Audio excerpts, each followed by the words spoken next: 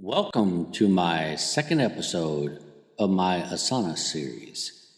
In today's episode, we're going to be showing you a little bit about content scheduling and how you can utilize boards. Coming up next. So here we are in Asana. And if you have seen some of my other episodes on Asana, you will learn that I utilize Asana basically for my content scheduling.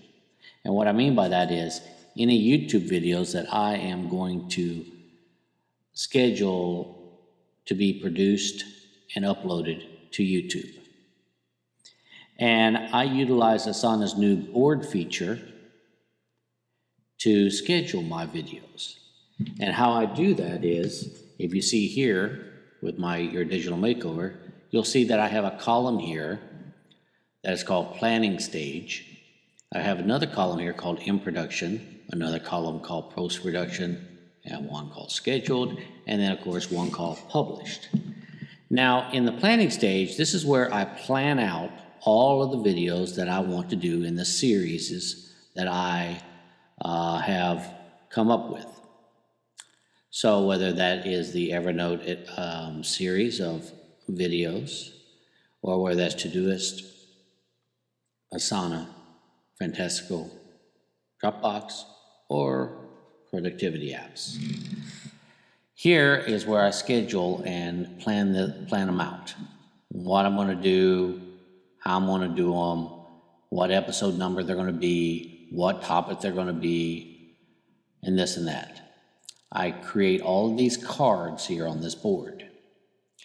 Once I am completed with this planning, and I have now moved it into production as far as I have scheduled a day that I am going to do this, then I move it over here into production. Like for instance, with Asana Learning the Basics here, episode 2, content scheduling with boards, which is what we're on right now. It's now in production. With this right here, as you see in production, it has a today date. It's me that scheduled it. Now, of course, just so you know, Asana, if you haven't seen any of my other episodes, Asana here is very good at helping you if you have teams of people working on projects, because you can assign the project to different people. And another cool thing about each project here is that you can assign each element within that project to a certain person. Let's say you have a graphic designer that needs to design a template for this project. Then you have another collaborator that is good at music and needs to schedule the score that's going to go along with the video. So inside this project, you can have it where it's scheduling graphic designer, and then after the graphic designer gets done, then the music person gets on board and they create their content, and so everybody has access to this card. But as for me, since I'm just by myself, I don't have any of that, and so to be honest with you, me putting my face here is really just for aesthetics, just so I can show you in the scheduling. But I don't really have to schedule it to myself, as I'm the only person, so therefore it's going to be automatically scheduled to me anyways. Now, here's the cool thing about Asana. You can, and see, here's what I do. In case you ever see this right here, you see this video template? Well, this video template I have created so I don't have to recreate the wheel each time I want to create a new card for a new episode that I'm creating, okay? And so what do I mean by that? Well, I can click on the video template here, and inside this video template, in the description field, which is what you're seeing right here, this right here is the description field that I'm going to be putting into YouTube right here. And so I've already pre-done and pre-made this script. And all I have to do now is whenever I create a new episode, all I have to do is just edit the beginning of the script for that video. But in order to utilize this video template, all I have to do here is come up to this little 3-dot thing here, click on it, and hit Copy Task.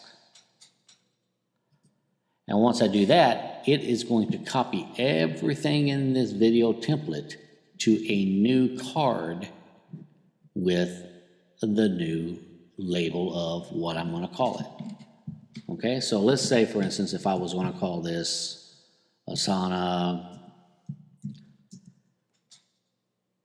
Learning the Basics,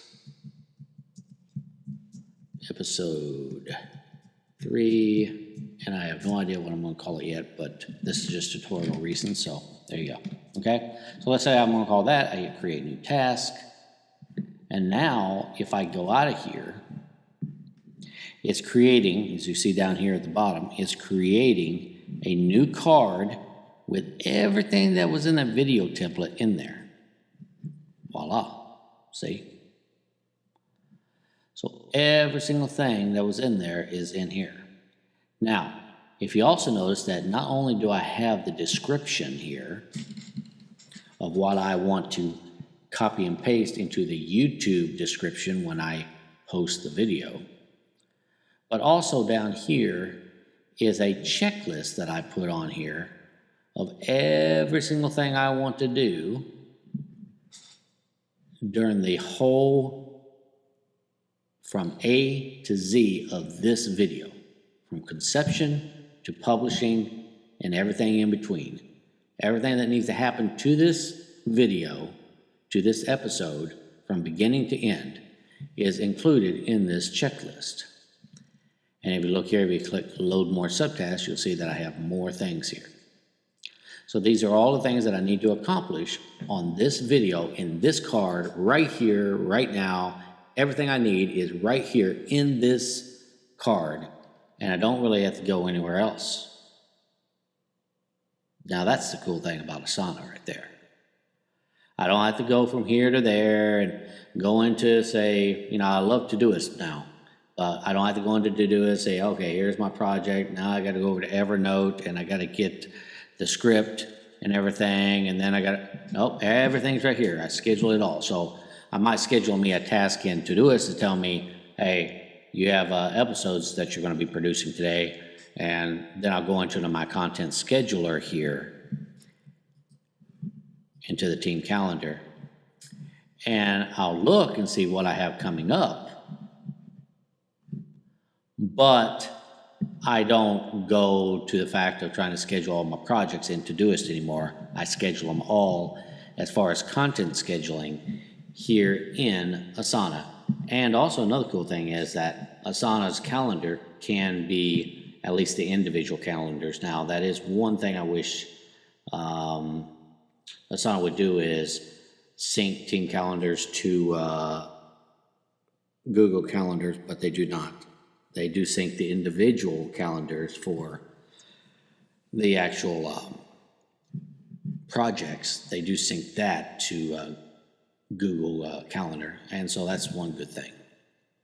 And now, if you notice that some of my episodes, I even have this handy-dandy little thumbnail. What's that? Well, and I learned something new a while ago, and hence the reason why I wanted to go ahead and do this episode, is that not only can I do this, but while I'm planning this out, I went ahead and created templates for all my upcoming episodes. But instead of having to go and elsewhere in case maybe I do this at another location where I'm away from my hard drive or whatever and I want to post this video, I don't have to rely on my hard drive that's here at home to get the screen grab or the thumbnail to post the video. So let's say I went on the road or what have you, and I didn't take my portable thumb drive with me or what have you, and I was just out there and I had my laptop. I could log into Asana, go ahead and do a screen capture program on my laptop and go ahead and post this video, and I have everything I need right here in this card. And what I mean by that is I can go into this. Let's say I was doing this Evernote series, and if you look here at the bottom, there is that attachment for that episode. There's the thumbnail. And then I can just download that thumbnail to my computer by just doing that, right-clicking and saving the image. And then go ahead and upload the video to YouTube channel. So, and that's basically what I wanted to show you here in Asana. Also, other cool things is you see everything that I ever did to this file here is right here.